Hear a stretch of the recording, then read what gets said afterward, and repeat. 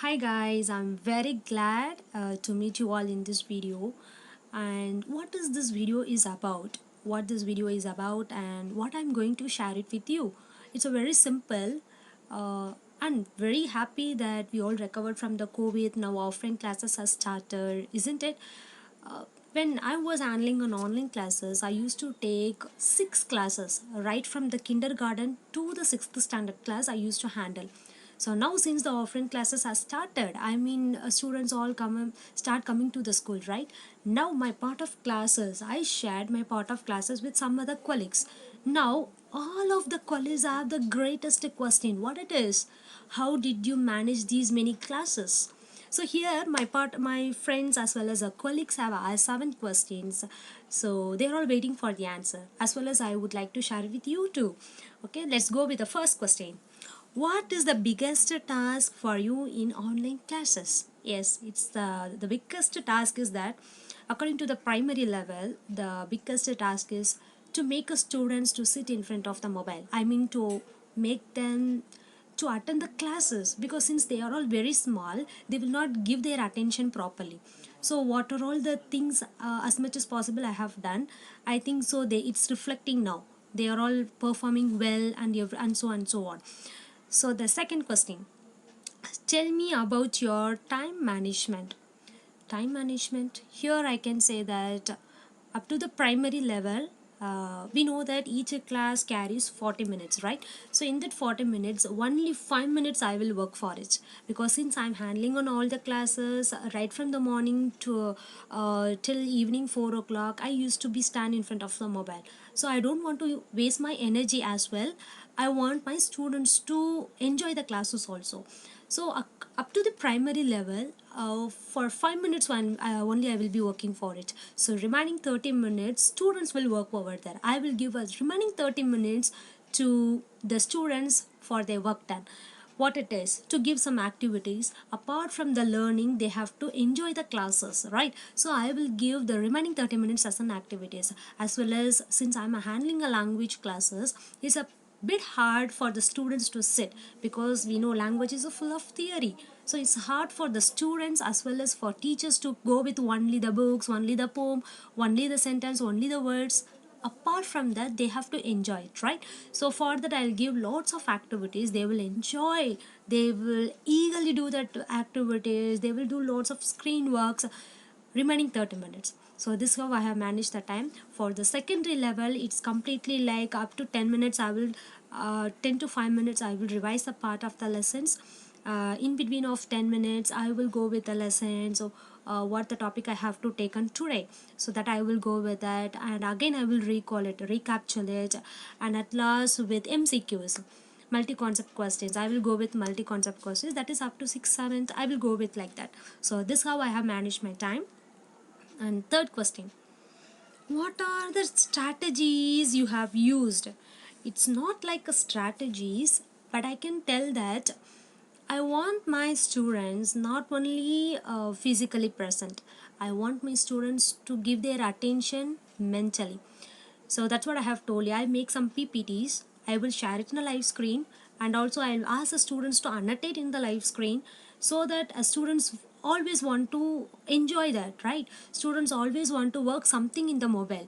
Usually students like to do that. So I give some of the PPTs in the live screen, so students will round it. For example, yellow color, red color, or as a green color and red color I gave it. A tree is in which color? Green color. So I ask the students to circle the green color. So this how I give a lot of screen work. This is one of the strategies. I'm telling it as a strategies. And next strategies I can go with that, real thing matters. For example, if I'm teaching a colors, I'll tell it in Hindi. For example, red color in Hindi, lal. So I ask the students to find the red color things in their home. So it's a kind of a strategies, like I don't want to make my students a very idle in one place. I want my students to roam over their home, and they physically as well as mentally they have to be very conscious about what they are doing. So physically I ask the students to find the red color things in your home. So they will roam around their home, they will grab all the red color things and they will show it in front of the mobile. Ma'am, this is a lal rang, I have a red color purse, I have a red color box, I have a red color towel. So like this, I will make the students, I will engage with the students. This is one of the strategies. And next strategies I'll go with is action words. Action words is also a strategy. For example, uh, up to the primary level, action is very important. That's to while learning the language, that's to particularly in Hindi language, they must know what the action words will come for this action. So by giving a dance, and giving some of the audio, some movements, we have to give some kinetic energies to the students. So kinetic energy is also one of the strategies I'm so far using, and in future also I will use it for. Okay, we'll go with next question. How do you find the mental status of the students? Just by seeing them, I can say just by seeing them, because we doesn't know that what has happened in the morning, I mean in the home, right? So once the parents leave their word in our school, then we will carry over the students. But as the question is, how do you find the mental status of the students? Usually, for example, if it is a student is very upset, if you show them the book, the students will not look over the book, the students will not have the interest to read or to study. Give some playthings to change up their mind. If he or she is in upset, if you give some playthings, automatically he or she will likes to do that. So then automatically the mood will become a better and good as well as a well. So then the concentration, then you can bring that word concentration in studying. Okay, we'll go with the next question. According to you, in what way the children are learning? Yes, it's a very good question, as well as it's a part of an advice as a teacher I'm giving to you, my dear parents. That is, students are learning. Children are learning through playing. As much as they are playing, as much as they are learning. So give them a space to play. It's okay. It's okay for them to play in a summer season, in a rainy time. It's okay. Let them play. As much as they are playing, as much as they are learning.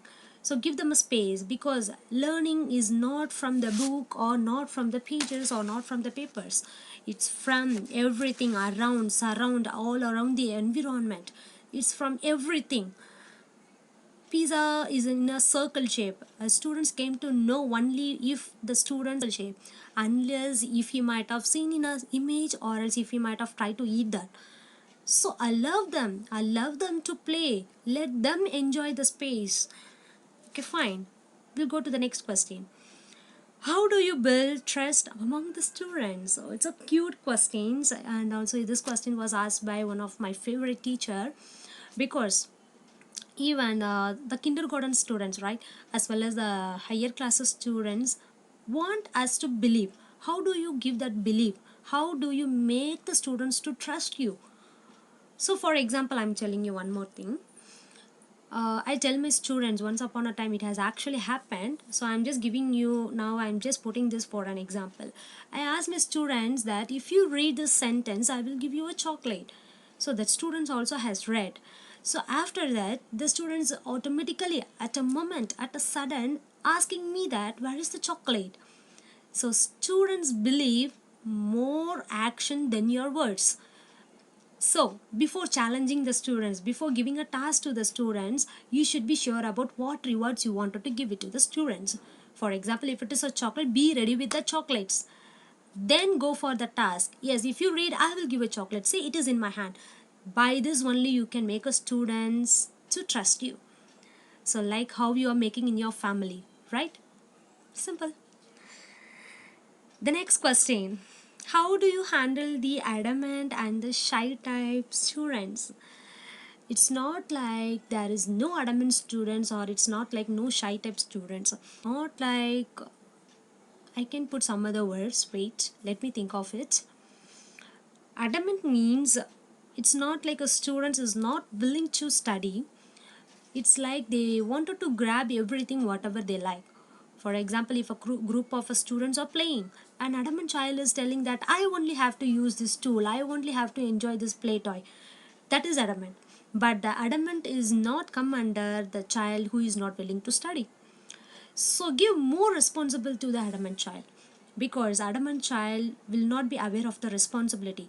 For example, I want to write this, I want to complete this homework today, I want to read this, I want to learn this. The adamant child will not have the responsibility, but that doesn't mean that they are not willing to study. They have the eagerness to study, but they are struggling in some places. So as the teachers, we have to find where the students are struggling, and we have to take from, or else we have to move them from that struggle. We are the teachers, have to help them.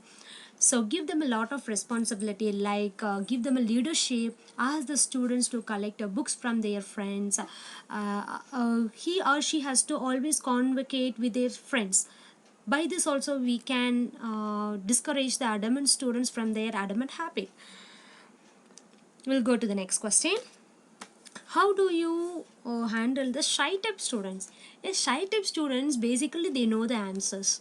The thing is, since they are shy, they will not come up, they will not come forward. So what you can do? So that is a simple thing I used to do in my class. That is, usually we put star to the students who give the answer, right? So the answer might be yes or no, or else a very simple questions. That tree is in which color? Green color. It's just a one word questions, right? So henceforth in your class you can ask a question from the students. You just give an answer. The tree is in green color. Yes, my dear students, let's ask a question. Can anyone please ask me a question? So now students will ask the questions. By the way, even our shy students have a lot of questions in their brain, right? So now the shy students also will come forward to ask a lot of questions. That's it. It's a very simple, right?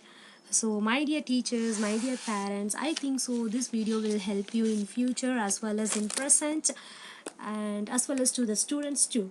How as a teachers we are facing a lots of problem in online classes as well as in the offline classes. I do want to enjoy, I do want to play, I do want to learn everything. These are the states of the minds of students. So give them a space, let them enjoy with let's let them learn with enjoyment. Thank you.